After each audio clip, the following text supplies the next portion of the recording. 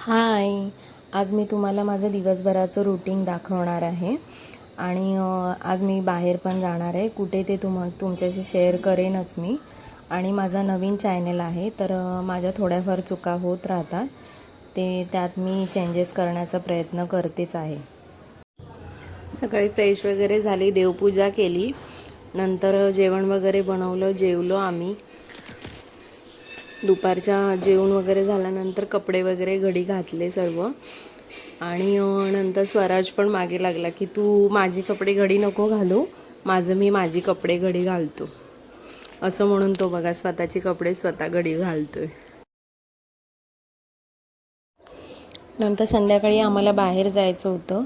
इथे आम्ही दोघे, स्वराज आणि मी, रेडी झालो. कुठे ते तुम्हाला मी दाखवते तिथे गेल्यानंतर. ते ऑटोने गेलो होतो.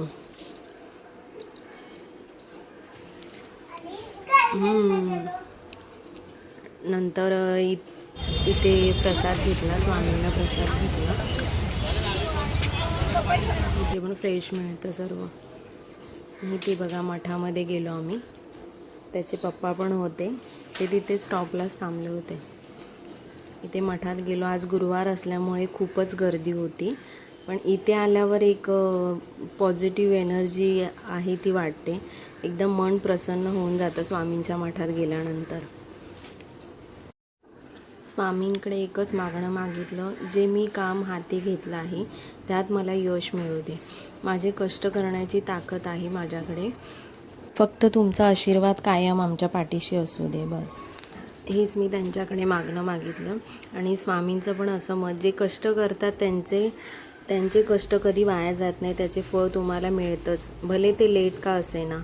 आणि हा स्वामींचा प्रसाद मला मिळाला, हेच खूप आहे. नंतर आम्ही गार्डनमध्ये गेलो आहे बघा. स्वराजला गार्डनमध्ये जायचं होतं, तर गार्डनमध्ये आम्ही गेलो. तिथे पण स्वराजने खूप एन्जॉय केला. प्रत्येक पाळण्यामध्ये, घसरगुंडीवर वगैरे त्याला बसायचं होतं, तर त्याने पण खूप एन्जॉय केला. तसे त्याला गार्डनमध्ये मजाच येते. आणि दुसरे खेळ सोडून तो घसरगुंडीच हवी असते त्याला.